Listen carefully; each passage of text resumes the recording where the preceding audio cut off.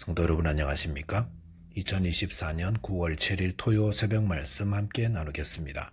함께 나누실 하나님 말씀은 열왕기하 4장 1절에서 17절까지입니다. 본문은 엘리사 선지자가 행한 기적의 사역에 대해서 기록하고 있습니다. 본문을 통해서 성도는 어려운 이웃을 돕되 순수한 봉사와 헌신이 큰 복을 받게 됨에 대해서 묵상하겠습니다. 첫째 묵상할 내용은 하나님은 우리의 필요를 채우시는 분이라는 것입니다. 본문에 보시면 엘리사 선지자는 두 아들을 노예로 내어줄 수밖에 없는 딱한 사정에 처한 한 여인을 만나게 되었습니다. 본문 2절에 보시면 어려운 형편에 대한 이야기를 들은 엘리사 선지자는 내가 너를 위하여 어떻게 하랴라고 물었습니다. 엘리사 선지자는 이 여인이 무엇을 필요로 하는지 너무도 잘 알고 있었습니다. 그럼에도 내가 너를 위하여 어떻게 하랴라고 물은 것은 무엇 때문이겠습니까? 그것은 이 여인의 믿음을 확인하기 위함이라 할 수 있습니다. 만약 이 여인이 엘리사 선지자에게 가봤자 아무런 도움도 받지 못할 것이라고 생각했더라면 이렇게 와서 도움을 청하지 않았을 것입니다. 하지만 이 여인은 엘리사 선지자에게 가면 자신의 어려운 형편에 도움을 받을 수 있을 거라 믿었고 엘리사 선지자는 그 믿음을 확인하고 있었다는 것입니다. 우리가 누군가에게 구하는 것은 우리가 그를 어떻게 믿는지를 보여줍니다. 마태복음 20장에 보시면 예수께서 여리고에서 떠나 길 가실 때에 길가에서 예수님을 향해 자신들을 불쌍히 여겨달라고 부르던 두 맹인을 만나게 되셨습니다. 그럴 때 예수님은 이들을 불러 너희에게 무엇을 하여 주기를 원하느냐라고 물으셨습니다. 그러자 이들은 주여 우리의 눈뜨기를 원하나이다 라고 대답했고 주님께서 이들을 불쌍히 여겨 그들의 눈을 만지시니 곧 보게 되어 주님을 따랐다고 하였습니다. 예수님은 왜 이들에게 너희에게 무엇을 하여 주기를 원하느냐라고 물으셨겠습니까? 그것은 이 맹인들의 믿음을 보기 원하셨던 것입니다. 즉 그 맹인들이 예수님께 무엇을 구하는지를 통해 그들이 예수님을 어떻게 믿고 있는지를 알려 하셨던 것입니다. 만약 그들이 예수님께 돈 몇 푼을 구했더라면 그들은 예수님을 경제적으로 도움을 주실 분으로만 알았음을 보여줍니다. 만약 그들이 예수님께 위로만 구하였더라면 그들이 믿는 예수님은 위로를 주시는 분 정도로만 믿었다 할 수 있습니다. 하지만 이들이 예수님께 나와 보지 못하는 눈을 보게 해달라고 구하였다는 것은 그들이 예수님을 눈을 뜨게 해주시는 능력을 가지신 메시아로 믿고 있었다는 것을 보여줍니다. 여러분은 예수님께 어떤 것을 구하고 계십니까? 그 구하는 것을 보면 여러분이 예수님을 어떤 분으로 믿고 있는지를 알려줄 것입니다. 요한복음 11장 25절 26절에서 예수님은 자신을 소개하면서 나는 부활이요 생명이니 나를 믿는 자는 죽어도 살겠고 무릇 살아서 나를 믿는 자는 영원히 죽지 아니하리니 이것을 네가 믿느냐라고 하셨습니다. 이것은 예수님이 죽음 가운데 있는 자를 부활케 하시며 우리에게 영원한 생명을 주시는 분이라는 것을 알려주고 계십니다.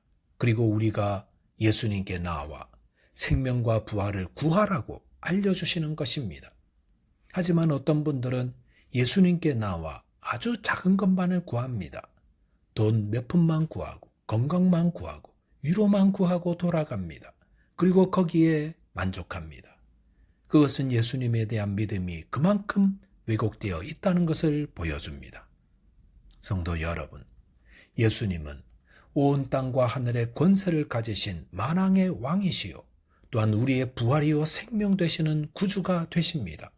우리가 예수님을 바로 믿는다면 우리의 구하는 바도 아주 달라질 것입니다. 베드로는 바다 위를 걸어오시는 예수님을 향해 만일 주시어든 저를 명하여 무리를 걷게 해달라고 여쭈었습니다. 베드로는 예수님을 물 위를 걸으시는 분이요 예수님처럼 자신도 물 위를 걷게 하실 수 있는 분으로 믿었던 것입니다. 저와 여러분들이 이런 믿음을 달라고 기도하시기 바랍니다. 주님을 향한 큰 믿음을 가질 때 큰 기도를 합니다. 우리가 얻지 못하면 구하지 않기 때문이라 하였습니다. 그리고 구하지 않는 것은 믿지 않기 때문입니다. 저와 여러분들이 예수님을 바로 믿고 바로 구함으로 하나님의 은혜를 얻게 되시기 바라겠습니다. 둘째로 묵상할 내용은 이웃에게 선을 행하는 것이 하나님의 뜻이라는 것입니다. 본문 8절에 보시면 하루는 엘리사가 수넴에 이르렀더니 거기에 한 귀한 여인이 그를 강권하여 음식을 먹게 하였으므로 엘리사가 그곳을 지날 때마다 음식을 먹으러 그리로 들어갔더라 하였습니다. 엘리사 선지자는 갈멜산에서 사마리아로 왕래하던 중 도중에 수넴이라는 곳에 들렀는데 이곳에 귀한 여인, 즉 재산이 있는 부유한 한 여인이 엘리사를 그 집에 초대하여 음식을 먹게 하였습니다. 본문 9절과 10절에 보시면 이 여인은 엘리사가 하나님의 참된 종인 것을 확인하고 남편을 설득하여 엘리사가 머물 방과 여러 도구들을 마련하였습니다. 이러한 모습을 보면 이 여인이 어떤 사람인가 하는 것을 알 수 있습니다. 이 여인은 하나님의 사람을 알아보는 뛰어난 영적 분별력을 갖추고 있었고 또한 하나님을 위한 뜨거운 열심을 가진 신실한 신앙인이었습니다. 엘리사 선지자는 이런 여인의 세밀한 배려에 감사하면서 그녀에게 소원이 있는지 말하게 했습니다. 엘리사는 어떤 사람입니까? 이스라엘 왕이 모압을 칠 때에 엘리사는 결정적 역할을 하였고 왕의 절대적 신임을 받고 있었습니다. 그러므로 이 수넴 여인이 엘리사에게 무엇을 요구하든 엘리사를 통해 큰 도움을 얻을 수 있었습니다. 본문 13절 하반절에 보시면 여인이 이르되 나는 내 백성 중에 거주하나이다 라고 하였습니다. 이 말은 저는 이곳 백성들과 잘 지내고 있습니다. 저는 제 삶에 만족합니다 라는 의미입니다. 이것은 수넴 여인이 엘리사에게 호의를 베푼 이유가 그 어떤 이기적인 동기에서 비롯된 것이 아닌 순수한 마음에서 비롯된 것임을 말하고 있습니다. 성도 여러분, 어떤 도움이나 선행은 순수한 마음에서 비롯되어야 합니다. 이렇게 순수한 마음에서 선을 행할 때 하나님이 받음직한 제사가 되고 또 하나님이 더 좋은 것으로 갚아주십니다. 본문 14절에 보시면 엘리사가 이르되 그러면 그를 위하여 무엇을 하여야 할까 하니 라고 하였습니다. 수넴 여인이 저는 괜찮습니다. 저는 제 삶에 만족합니다. 라고 대답을 했는데도 엘리사 선지자는 그의 몸종 게하시를 통해 그를 위하여 무엇을 하여야 할지를 물었습니다. 그리고 이 여인이 자식을 간절히 원하리라 짐작하게 되었습니다. 당시 히브리 여인에게 자식이 없다는 것은 수치로 여겨졌습니다.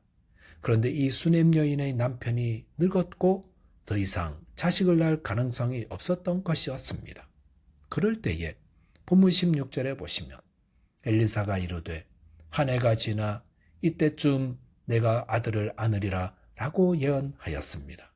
그리고 본문 17절에 보시면 여인이 과연 잉태하여 한 해가 지나 이때쯤에 엘리사가 여인에게 말한 대로 아들을 낳았더라라고 하였습니다. 수넴의 여인은 자녀가 없는 자였는데 어떻게 하다가 자녀를 낳는 복을 누리게 되었습니까? 그것은 순수한 마음으로 선행을 베풀었기 때문이었습니다. 기독교는 행위 구원을 가르치지 않습니다. 하지만 선한 행위를 통해 하나님의 복을 누리게 된다 가르칩니다. 히브리서 13장 2절에 보시면 손님 대접하기를 잊지 말라 이로써 부지 중에 천사들을 대접한 이들이 있었느니라 하였습니다. 성경은 성도들에게 손님 대접을 장려하고 있습니다. 누군가를 대접하는 것은 하나님이 기뻐하시는 일입니다. 아브라함이 자신의 장막을 지나가는 나그네를 극진히 대접했는데 알고 보니 이들이 하나님이 보낸 천사들이었습니다. 그리고 이들이 떠나면서 1년 후에 아브라함의 아내 사라에게 아들이 있을 것이라고 축복하였습니다.